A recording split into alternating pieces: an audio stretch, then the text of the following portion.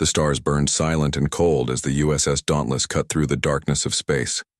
Captain Jack Miller stood on the bridge, his weathered hands clasped behind his back as he gazed at the main view screen. The ship hummed around him. A perfect blend of power and precision, humanity's finest achievement in space travel. "Captain, we've cleared the outer solar system," said Lieutenant Susan Howard from her station. Her fingers danced across the control panel, checking and rechecking. The ship's systems, all systems operating at optimal capacity. Miller nodded. The Dauntless was on its maiden voyage beyond the boundaries of Sol system. After decades of looking up at the stars, humanity was finally reaching out to touch them. Begin long range. "Scans, Lieutenant. Let's see what's out there." Susan tapped commands into her console. The Dauntless was more than just a ship. It was a statement. Its hull gleamed with the distinctive blue-silver sheen of metametal, an alloy developed in the orbital laboratories of Earth that could repair microscopic damage on its own. Inside, the heart of the vessel pulsed with an energy core that scientists had once declared theoretically impossible. "Sir, I'm detecting an anomaly at bearing 047 Mark 198, Susan said, her voice rising slightly with excitement. "It's moving." Miller leaned forward. "First contact? On our first trip out?" Before Susan could answer, Communications Officer Alan Green turned in his chair. "Captain, we're receiving an unknown signal. It doesn't match any Earth format." The bridge fell silent. Everyone knew what this meant. They had prepared for this moment, trained for it, but the reality of alien contact sent a collective shiver through the crew. "Put it on screen," Miller ordered. The view screen flickered and an image appeared.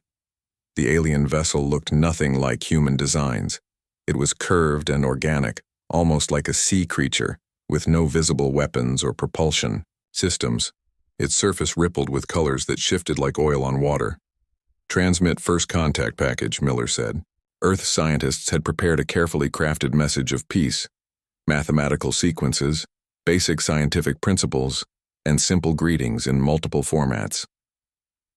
Green sent the transmission, and they waited.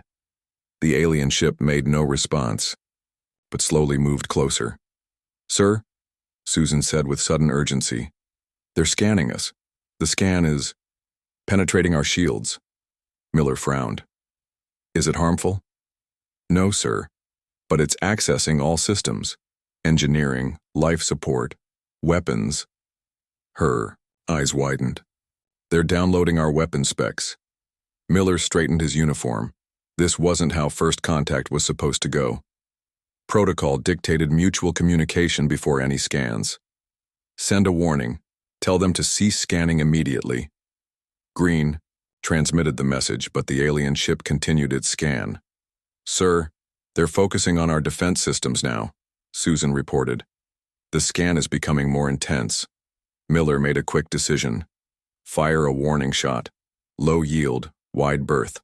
Susan hesitated for just a moment before entering the command. The Dauntless shuddered slightly as a small energy pulse fired from its bow, passing several hundred meters from the alien vessel. The effect was immediate. The alien ship's colors shifted rapidly to deep red patterns. It backed away, then vanished, in a flash of light that momentarily blinded the sensors. "They've jumped to faster than light speed," Susan said, staring at her readings. "But not before completing their scan." Miller rubbed his jaw. So much for a friendly first meeting. 12 light-years away, aboard the Hegemony scout vessel, Thought of Dawn, Chief Observer Zixtar reviewed the scan data with growing concern. The ship had retreated to safety after the humans fired their warning shot, an aggressive response to a standard assessment scan. "The data is complete?" Zixtar asked, their four eyes blinking in sequence. "Yes, Observer," replied Technician Lore. "We captured all specifications of their vessel before disengaging." Zixtar's skin rippled with blue spots, a sign of deep concern in their species. "Transmit everything to Central Command. Priority Alpha." In the Grand Hall of the Hegemony Council on the capital world Zorilia, representatives of 37 spacefaring civilizations gathered for an emergency session. The massive chamber buzzed with nervous energy as Supreme Counselor Drazketh took the central podium.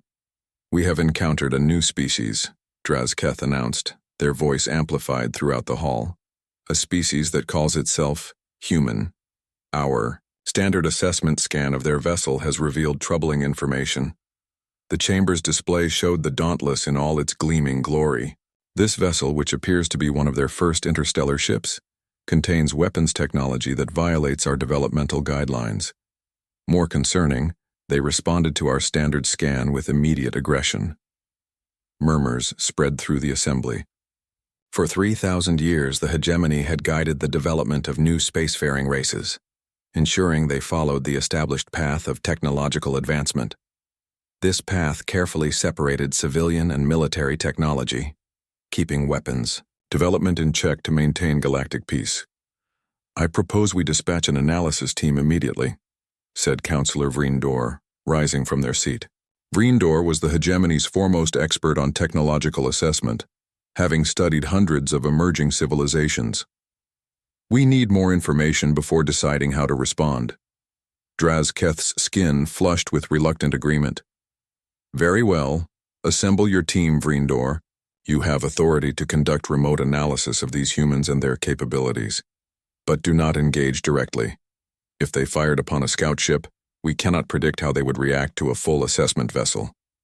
Back on the Dauntless, Captain Miller called an emergency meeting with his senior staff. The ship had continued its mission, but with heightened alert status. "Our first alien encounter, and we nearly started a shooting match," Miller said, looking around the conference table. "What do we know about them?" Susan Howard activated a display showing the alien vessel. "Not much, sir. Their technology is unlike anything we've seen. Their scanning abilities were extraordinary. They bypassed our encryption in seconds." "The real question," said Commander Sam Nichols, the ship's tactical officer, "is what they learned about us and what they plan to do with that information." Miller nodded slowly. "And whether they have friends. Set course back to the encounter coordinates. Whatever they were looking for, I want to know why it was worth risking a conflict." "Captain," Susan said hesitantly, "I've been analyzing the scan pattern. They weren't just looking at our weapons. They were studying how our systems integrate. The scan focused on how our recreational areas are positioned next to critical systems, how our family quarters connect to military sections." Miller raised an eyebrow. "They were interested in our layout?" "Yes, sir. It's almost like they were more surprised by how we live on our warships than by the weapons themselves. As the Dauntless changed course, none of the crew realized they were being watched. At the edge of the solar system, hidden by advanced cloaking technology, the hegemony analysis vessel Silent Observer had arrived. On its bridge, Vreendor and a team of specialists began their work, studying a species that had already broken all the rules they thought universal. The Silent Observer hung motionless at the edge of the human solar system. Inside the hegemony vessel, Vreendor assembled the analysis team in the main laboratory. The room hummed with advanced scanning equipment, all focused on gathering data about the human warship that had returned to the encounter coordinates. "Our mission is clear," Vreendor said to the three specialists seated before them. "We must understand these humans and their technology before they pose a threat to galactic stability." Chintal, the weapons specialist, flexed their six-fingered hands nervously. "The initial scan data already shows violations of standard technological development paths. Their weapon systems use principles no species should discover for at least another 500 years of guided evolution. More concerning is their cultural development," added Mirak, the anthropologist. Their large eyes blinked slowly as they studied the holographic display of the human ship. "Look at these room arrangements. They place family quarters next to weapon control centers. They have recreational facilities and gardens on a vessel designed for war." The artificial intelligence XL7 pulsed with soft light as it processed the information. "Predictive models are failing. Humans combine technological elements in ways that contradict established developmental patterns. Risk assessment, extremely high." Vreendor's skin rippled with concern, but also with something else: fascination. In 300 years of studying emerging species, they had never encountered one like humanity. We will expand our scan parameters. If we understand them, perhaps we can guide them safely into the hegemony. Aboard the USS Dauntless, Lieutenant. Susan Howard worked late into the night shift. The ship had returned to the coordinates of the alien encounter but found nothing. Still, Captain Miller had ordered enhanced scans of the entire region. Susan's eyes burned from staring at her console for hours. She rubbed them and took a sip of coffee. Something about the alien scan bothered her. It hadn't been random or general. It had been precise, methodical, as if the aliens were looking for specific things. Her console beeped softly. Susan straightened in her chair and tapped the screen. "That's strange," she whispered. She ran the scan again. There it was. A faint energy reading at the very edge of their sensor range. Something was out there, watching them. Susan tapped her communication badge. Howard to Captain Miller. 5 minutes later, Miller arrived on the bridge, his uniform slightly rumpled from being called from his quarters. "What have you got, Lieutenant?" Susan pointed to her display. "It's almost invisible, sir. A slight distortion in space at coordinates, 227 Mark 43. It's either a natural phenomenon we've never recorded before, or our visitors have returned with better cloaking," Miller finished. He studied the readings and nodded. "Good work. Inform Admiral Peters at Earth Defense Command, then meet me in my ready room in 30 minutes with a full analysis." In Earth's orbital headquarters, Admiral Frank Peters reviewed Susan's report with a deep frown. The existence of alien life had been theoretical until the Dauntless's encounter. Now they not only had confirmation, but possibly a hidden alien vessel studying them. Peters's aide entered his office. "Sir, you wanted to see the Dauntless blueprints?" "Yes, put them here." Peters gestured to his desk. He spread out the technical schematics and studied them carefully. "If I were an alien studying us for the first time, what would I find most interesting about our ship design?" His eyes lingered on the unique aspects of human military vessels, the areas where the Dauntless differed most from civilian ships. Unlike most military vessels in fiction, human warships were designed for long deployments with crew comfort in mind. They included recreational facilities, personal quarters with family spaces, gardens for fresh food and psychological well-being, and medical centers equal to those on Earth. Peters tapped his communication console. "Get me the Dauntless." Back on the ship, Susan entered Miller's ready room with her analysis complete. "Captain, I've confirmed the energy signature. It's definitely artificial and using some kind of cloaking technology far beyond our capabilities." Miller nodded. "I just received orders from Admiral Peters. You're being temporarily reassigned." Susan blinked in surprise. "Sir?" "Peters wants you to join me on a special reconnaissance mission. We're taking a shuttle to investigate that energy signature directly." Miller stood and straightened his uniform. "Your expertise in weapons systems design might help us understand what we're dealing with." Susan nodded, excitement and apprehension mixing in her stomach. "When do we leave?" 1 hour. Prepare whatever equipment you need." On the silent observer, alarms suddenly blared. XL7's lights pulsed rapidly. "Alert. Human vessel has detected our presence. Small craft preparing to launch from the primary vessel." Vreendor moved quickly to the main viewing screen. "Impossible. Our cloaking technology is generations beyond their scanning capabilities." "The human craft appears to be a shuttle," Mirok reported. 2 life forms aboard." "They're on an intercept course," added Chintal. "Should we retreat?" Vreendor considered their options. Hegemony protocol demanded no direct contact with unassessed species. Yet something about these humans fascinated them. "No. Maintain position but strengthen cloaking fields. Continue analysis while they approach. This may provide valuable behavioral data." In the shuttle, Susan checked the sensor readings again. The mysterious energy signature grew stronger as they approached. "Any changes?" Miller asked from the pilot's seat. "Nothing yet, but I'm certain something's there." Susan adjusted her instruments. "Sir, may I ask why Admiral Peters specifically requested me for this mission?" Miller glanced at her. Because you designed half the Dauntless's weapon systems, Lieutenant.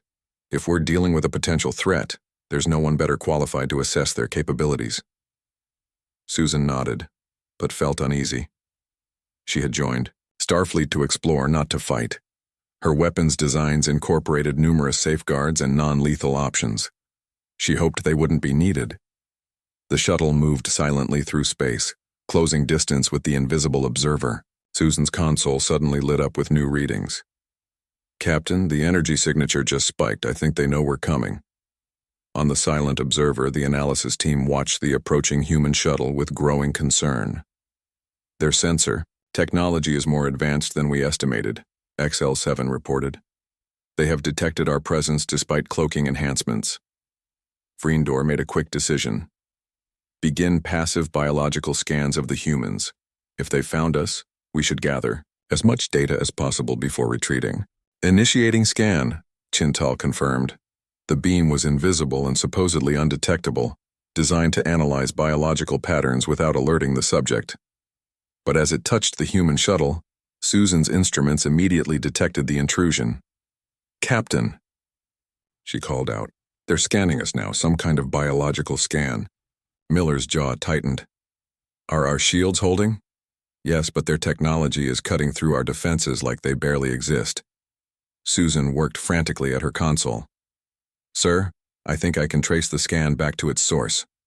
As her fingers flew across the controls, neither Susan nor Captain Miller realized they were about to make a discovery that would change humanity's understanding of their place in the galaxy forever. Susan's fingers moved quickly across the control panel as she traced the alien scan back to its source. The shuttle continued on its course through the emptiness of space, seemingly heading toward nothing. But Susan knew better. Her instruments had picked up the faint energy signature, and now she had proof they were being watched. I've got it, she said, looking up at Captain Miller. Coordinates locked. There's definitely a ship there using some kind of advanced cloaking technology. Miller nodded, his face serious but calm. Can we communicate with them? I think so. Susan adjusted the communications array.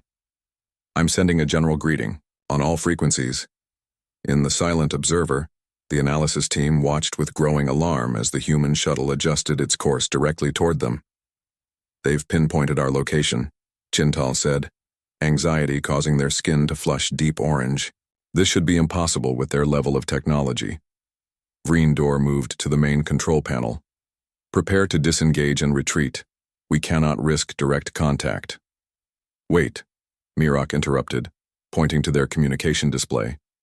They're sending a message. The aliens fell silent as the human transmission played through their ship's speakers. The message was simple.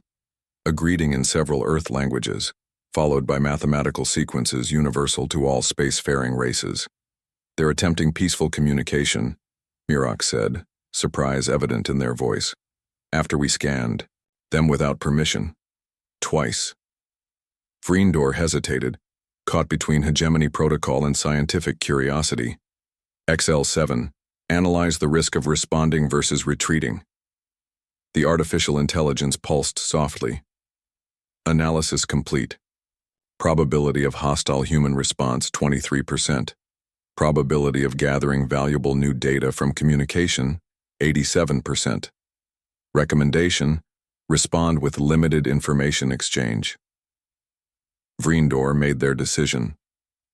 Send basic identification only. No details about the hegemony. Back on the shuttle, Susan's console beeped. Captain, we're receiving a response. Miller moved to look over her shoulder as symbols appeared on the screen.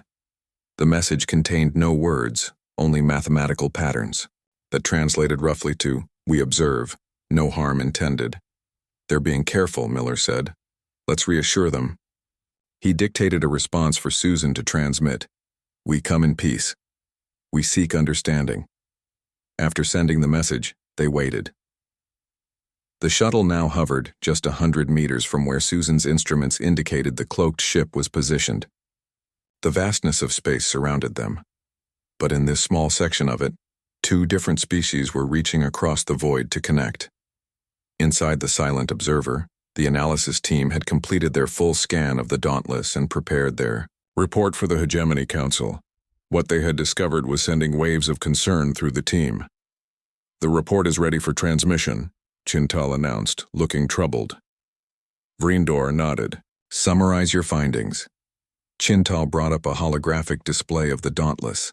Their weapons technology incorporates principles that should be impossible at their stage of development. They've created an alloy we've never seen before. It appears to repair itself at the molecular level after damage. Mirok added their observations. Their ship design reflects a society that doesn't separate military from civilian life.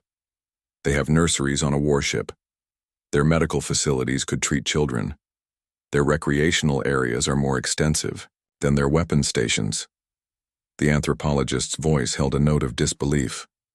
It's as if they don't view war as a specialized activity, but as something integrated into their entire existence. XL7 pulsed with rapid light patterns. Their energy system operates on principles that contradict what we considered universal laws of physics. They've developed shortcuts we never imagined possible. Vriendor absorbed this information with growing fascination. "And your threat assessment?" XL7's lights dimmed slightly. "If these humans wish to wage war, their approach would be unpredictable by any hegemony strategic model. Their technology is developing along paths we cannot anticipate. This makes them potentially the most dangerous species we have ever encountered." As Vriendor prepared to transmit the report to the Hegemony Council, a new message arrived from the human shuttle. This time it was both mathematical sequences and a simple visual, an image of the shuttle and what they believed the observer looked like side by side. The meaning was clear. They wanted to see each other. Against all protocol, Vriendor felt a surge of excitement. "They want us to reveal ourselves." "That would violate at least 7 hegemony directives," Chintal protested. "But think of what we could learn," Mirok countered, their scientific curiosity awakened. Before they could debate further, XL7 alerted them to a new development. The human vessel Dauntless is changing course. It appears to be joining the shuttle. In the shuttle, Susan and Miller received the message from the Dauntless. "Sir," Susan said, "Commander Nichols reports they've detected our position and are moving to join us. They'll be here in 10 minutes. Miller nodded, still focused on the alien ship. "Let's try one more time." He dictated another message. "We wish to meet peacefully. Our main ship approaches not as a threat but to join this historic moment. Will you show yourselves?" On the silent observer, Vriendor made a decision that would change the course of galactic history. "Disengage cloaking. Field. Prepare for visual contact only." "This violates all first contact protocols," Chintal objected. Vriendor's skin rippled with determination. "These humans have already violated our understanding of developmental patterns. Perhaps it's time we reconsidered our protocols." Slowly, the silent observer materialized before the human shuttle. Its organic design was unlike anything humans had created. Flowing curves of a material that seemed to shimmer between solid and liquid, with no visible engines or weapons. Soft blue and green lights pulsed along its surface in complex patterns. In the shuttle, Susan and Miller stared in awe at the alien vessel. "It's beautiful," Susan whispered. "Open a visual channel," Miller ordered. "Let them see us too." Susan activated the shuttle's external cameras and sent the feed to the alien ship. For the first time, humans and the hegemony species looked upon each other directly. The alien saw 2 humans in uniform, watching them with expressions of wonder rather than fear. The humans saw 4 very different alien beings, Vriendor with their rippling, color-changing skin, Chintal's 6-armed form, Mirok with large, sensitive eyes, and XL7, a pulsing orb of light and circuitry. No words were exchanged in that moment, only visual observation. But it was enough to fundamentally change Vriendor's report. These humans, with their strange technology and integrated warships, were not showing aggression. They were showing curiosity, the same driving force that had built the hegemony itself. As the Dauntless approached, Vriendor made a final entry in their report. Humanity represents an unprecedented development, pattern that challenges all hegemony assumptions. Their technology is alarming, but their approach to us suggests peaceful intentions. Recommendation: full diplomatic contact rather than containment. The report was sent to the Hegemony Council, where it would soon cause the greatest political crisis in 3,000 years. In the silence of space, two civilizations that had evolved on different worlds, with different histories and technologies, prepared to truly meet for the first time. The great council chamber of the hegemony buzzed with nervous energy, as representatives from 37 different species gathered for an emergency session. The massive dome-shaped room, designed to accommodate beings of all sizes and environmental needs, had never felt so tense. At the center, Supreme Counselor Drazketh stood on the speaking platform, their four arms raised for silence. The analysis report from Vreendor's team has been distributed to all council members, Drazketh announced, their voice amplified throughout the chamber. We now face a situation unprecedented in our 3,000 years of guiding developing species. The main display activated, showing images of the USS Dauntless and its internal systems. Many counselors shifted uncomfortably as they reviewed the report's findings. These humans, continued Drazketh, have developed technology along paths we considered impossible or too dangerous. Their weapon systems alone represent a potential threat to the peace we have maintained across 3 galactic arms. Counselor Genta of the Krell Collective rose from their seat. The report clearly indicates the necessity for immediate containment. We should dispatch the defense fleet to isolate their solar system until we can assess the full extent of the threat. Murmurs of agreement spread through about half the council chamber. The Krell were known for their cautious, sometimes paranoid approach to security matters. That would be a grave mistake, said a new voice. All eyes turned to see Vreendor entering the chamber. The analyst had returned from their mission to deliver their findings personally. Containment would only confirm humanity's worst fears about alien contact. They would perceive it as an act of aggression.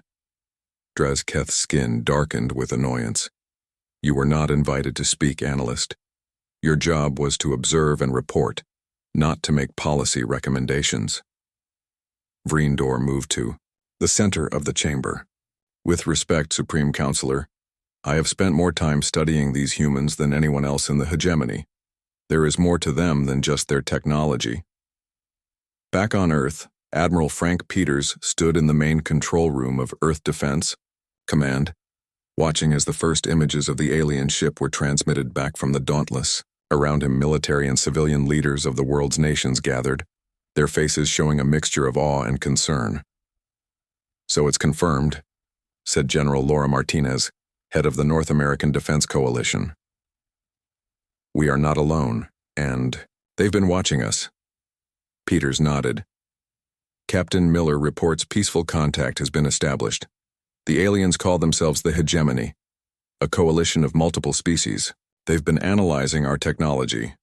Analyzing or stealing? Asked Chinese Premier Yang. We should view this as a potential security breach. Peters brought up the message from Captain Miller on the main screen. The aliens seem more curious than threatening, but as a precaution, I've ordered our defense fleet to full readiness. Earth's defense fleet consisted of only 12 warships, including the Dauntless. Each had been built at enormous expense, incorporating humanity's most advanced technology. If the hegemony decided to attack, Earth would be severely outmatched. What exactly were they looking for in their analysis? Asked the president of the African Union. Peters displayed the data from Lieutenant Howard's report. They seem particularly interested in how we design our ships, specifically that we don't separate military and civilian functions the way they expected. Apparently, this is unusual among spacefaring species. In space, the USS Dauntless had positioned itself near the alien vessel. A secure communication channel had been established, and Captain Miller sat in his ready room with Lieutenant Howard speaking directly with Vreendor. The alien's image on the screen was still strange to human eyes, but Miller was getting used to the rippling color changes that indicated their emotions. We understand your concern about our weapons, Miller said carefully. But I assure you, Earth has no interest in galactic conquest. Our ships are armed for defense only. Vreendor's skin shifted to a thoughtful blue pattern. It is not just your weapons that concern my people, Captain. It is how integrated they are with your living spaces. In the hegemony, warships are specialized, vessels operated by trained military personnel only. Your ship contains families, gardens, entertainment facilities. This suggests your entire society is comfortable with military power in a way we find disturbing. Susan leaned forward. That's a misunderstanding of our design philosophy. We include those elements because our crews are people first, soldiers second. Long deployments require attention to physical and mental well-being. Vreendor seemed to consider this. An interesting perspective. But you must understand, the Hegemony Council is currently debating whether humanity represents a threat. That must be contained. Miller's expression hardened. Contained? In what way? Isolation of your solar system until your society can be properly guided toward safer developmental paths, Vreendor explained. I am arguing against this approach, but many council members are fearful of your potential. In the Hegemony Council chamber, the debate had grown heated. Displays showed the human defense fleet, tiny compared to the Hegemony's armada of 10,000 vessels, but troubling in their unpredictable capabilities. These humans have spent their entire history developing weapons, argued Councillor Genta. Their planet's archives show continuous warfare. Now they bring that mindset to the stars. All developing species experience conflict, countered another councillor. We did ourselves, before the hegemony was formed. Drazketh raised their arms. For silence again. The question before us is simple. Do we contain this potential threat now, when we clearly have the advantage, or risk allowing them to further develop their unusual technology? Vreendor spoke up again. There is something else you should consider. During our observation, we witnessed an interaction between two human crew members. The display changed to show footage from the Dauntless. A young engineer was struggling with a complex repair to one of the ship's systems. The chief engineer, an older human, approached not with criticism, but with guidance, working alongside the junior officer to solve the problem together. Their hierarchy is not rigid, Vreendor explained. They collaborate across rank and specialization. This approach drives their innovation. They combine ideas in ways we would never consider because of our structured development paths. This changes nothing, Genta insisted. It only makes them more unpredictable. It changes everything, Vreendor countered. Their unusual approach to technology comes from this collaborative mindset. If we treat them as enemies, we will never understand or learn from them. Back on the Dauntless, Miller received an urgent message from Earth. Admiral Peters says our defense fleet is on full alert, he told Vreendor. If your people are planning to contain us, you should know we will defend ourselves. Vreendor's colors shifted to an alarmed purple. Your fleet of 12 ships cannot hope to withstand the Hegemony Armada. Susan studied the alien carefully. You don't want this to end in conflict, do you, Vreendor? Neither do we. The alien seemed to come to a decision. I am sharing classified information with you now, against protocol. Their colors shifted to a determined green. The Hegemony Council is voting on your fate as we speak. I believe there is still time to change their minds, but we must act quickly. Miller leaned forward. What do you suggest? Invite our analysis team aboard your ship, Vreendor said. Let us see humanity as you truly are, not just through scans and observations. If we can provide first-hand evidence of your peaceful intentions, it might sway the council. Miller glanced at Susan, who nodded slightly. This was a risk, allowing aliens full access to Earth's most advanced ship. But the alternative could be war with a vastly superior force. Very well, Miller decided. We extend an official invitation to your team to board the USS Dauntless as honored guests of humanity. As Vreendor transmitted this unexpected development to the Hegemony Council, the vote for humanity's containment was suddenly postponed. No one realized that this simple invitation would lead to discoveries that would fundamentally change the galaxy's understanding of both humans and themselves. The docking procedure between the two ships took nearly an hour. Human and alien technology had to be carefully aligned to create a safe passage. Lieutenant Susan Howard worked with the alien technician, Chintal, through a video link. They're different approaches to engineering, creating both challenges and unexpected solutions. Your connecting mechanisms are remarkably adaptable, Chintal noted, their 6 hands working quickly on their side of the connection. Susan smiled. We designed them to work with unknown systems. Seems like that was a good call. When the connection was finally secure, Captain Miller stood at the airlock with a small welcoming committee. Security officers were present, but kept their weapons holstered. This was to be a moment of peace, not suspicion.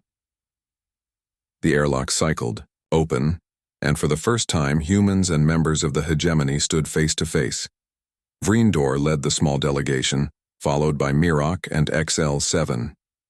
Chintal remained on their ship, monitoring the connection. Welcome aboard the USS Dauntless, Miller said, giving a formal bow rather than attempting an alien handshake. We're honored to have you as our guests. Vreendor's skin rippled with blue and green patterns, a sign of cautious optimism, Susan had learned. We thank you for this unprecedented invitation, Captain Miller. The Hegemony Council is watching this meeting with great interest. As is Earth, Miller replied. Shall we begin the tour? The aliens followed Miller and Susan through the corridors of the Dauntless. Crew members they passed tried not to stare, but the sight of actual aliens on their ship was extraordinary. For their part, the Hegemony representatives observed everything, with careful attention. This is our main engineering section, Susan explained as they entered a large, bustling area, dominated by the ship's power core. From here we monitor and maintain all ship systems.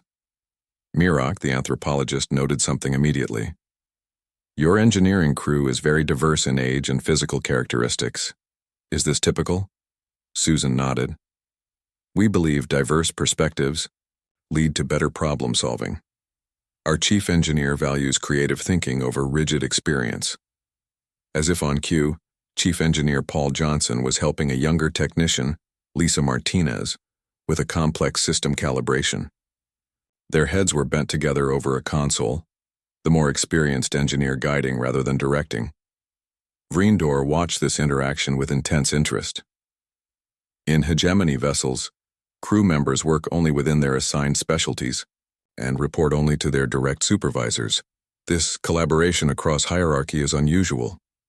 It's how we learn and improve, Lisa explained, looking up from her work. Chief Johnson might have more experience, but he always says fresh eyes see new solutions. Paul Johnson smiled. Martinez here just figured out a power efficiency improvement I would have missed. That's why we work together. The tour continued to the mess hall where crew members were sharing a meal. Officers and enlisted personnel sat together, engaged in lively conversation. Some were discussing work, others sharing stories about their families or debating ideas from books they had read. Mirok's large eyes blinked rapidly. Your military personnel eat with scientists and maintenance workers? There is no separation. By function or rank, Miller shook his head. Mealtime is for community building. Some of our best ideas come from casual conversations between different departments. XL7, the artificial intelligence, pulsed with rapid light patterns. This social structure contradicts efficient organizational models, yet your technological advancement suggests it is effective. This requires further analysis. The final stop on the tour was the most surprising to the aliens, a small garden area where off-duty crew members were tending plants or simply sitting in the peaceful space. You grow living plants on a warship? Vreendor asked, their skin shifting to a color of deep surprise. Susan nodded.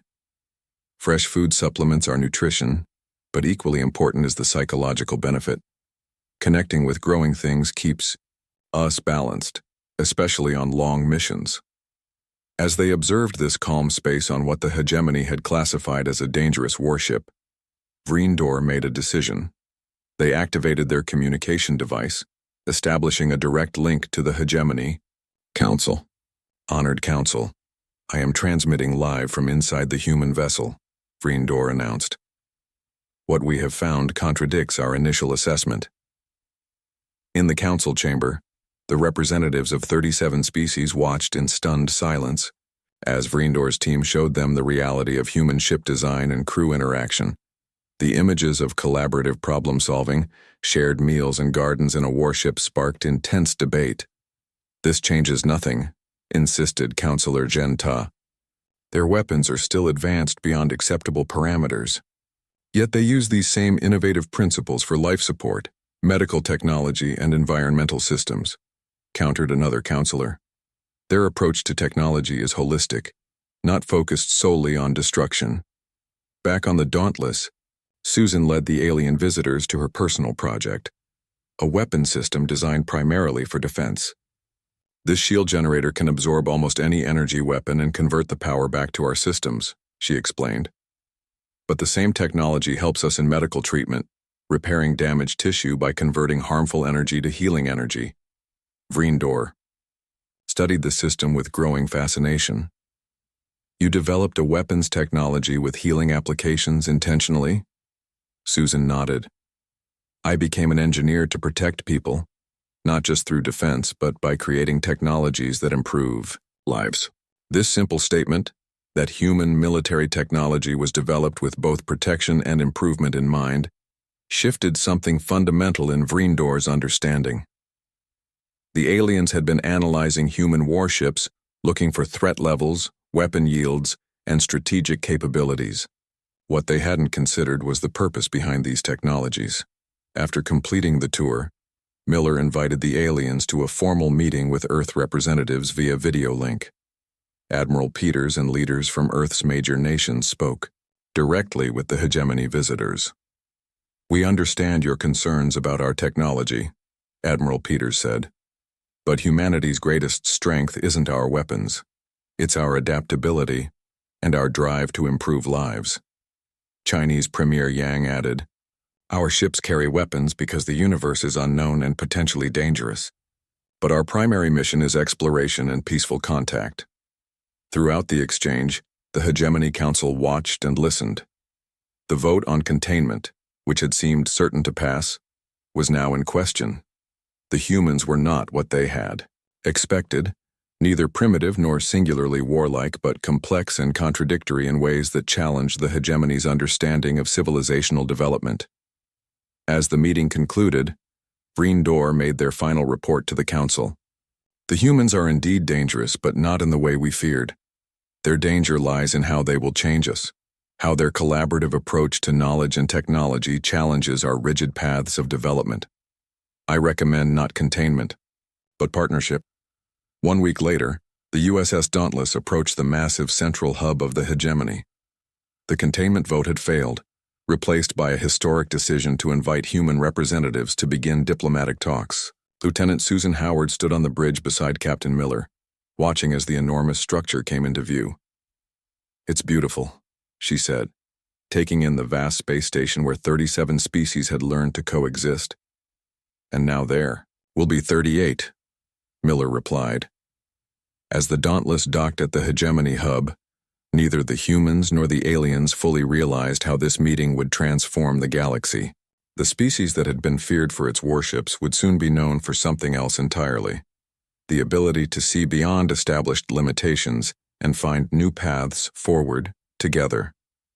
In the centuries that followed, historians would mark this moment when aliens analyzed humanity's warship and found not just weapons but gardens, collaboration, and healing technology as the beginning of a new era for all spacefaring civilizations.